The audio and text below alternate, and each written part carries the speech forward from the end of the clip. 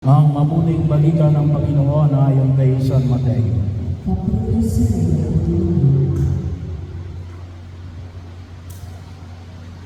Noong panahon yon, sinabi ni Jesus sa mga tao, ang paghahari ng Diyos ay katulad ng kayamanang nakabaon sa isang bukid.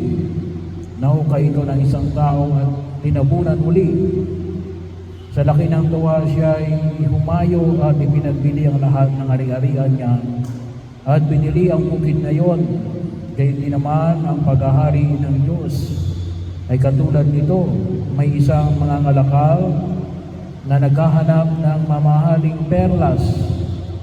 Nang makakita na ng isang perlas na napakahalaga, siya ay humayo at ipinagbili ang lahat ng kanyang ari-arian at binili iyon.